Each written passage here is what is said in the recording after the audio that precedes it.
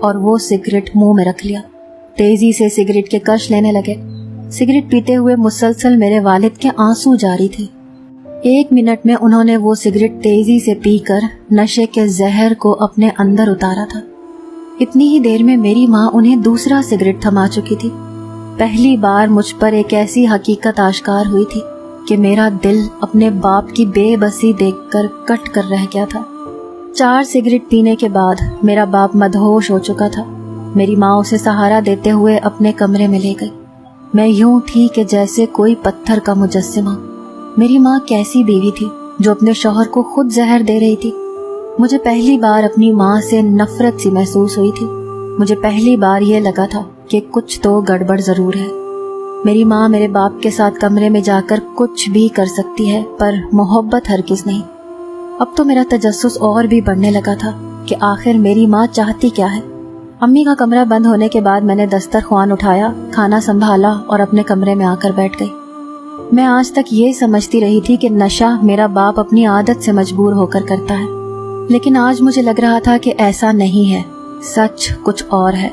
कहीं ना कहीं कुछ ऐसा है जो गलत है। मैं उस वक्त ज़हनी इंतशार में मुब्तला हो गई थी। मुझे कहीं ना कहीं माँ अपनी कसूरवार लग रही थी।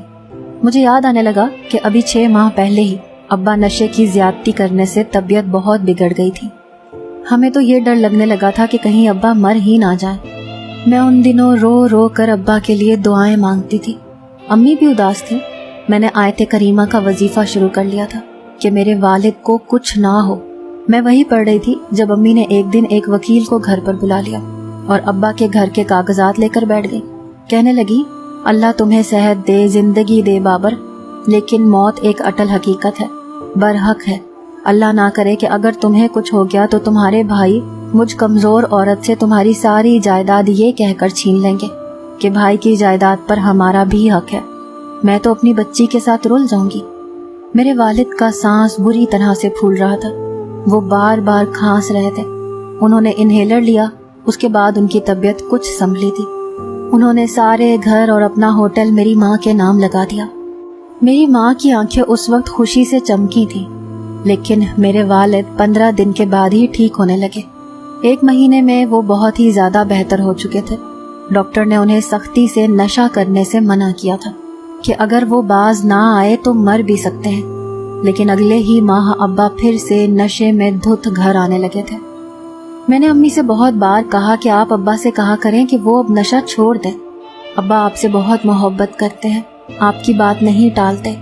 वो कहने लगी कि तुम्हें क्या लगता है, मैं मना नहीं करती। मैं तो रो रो कर इस शख्स से मिन्नत समाजत करती हूँ कि नशा छोड़ दे, लेकिन वो मेरी सुनता कब है। अम्मी उस वक्त नम आंखों से मुझसे कह रही थी। मुझे उस वक्त यही लगा था कि अब्बा ही नशा छोड़ने को तैयार नहीं है, लेकिन आज जो राज मुझ पर खुला था, मेरा जहन दंग सा रह गया था। मैं पूरी रात सुकून से सो नहीं पाई थी। रात को बार बार मेरी आंख खुल जाती तो मेरे जहन में सारी बातें याद आने लगती। मैं उठकर बैठ गई, फिर भी मुझे चैन नहीं आया तो मैं अपने कमरे से बाहर निकल आई।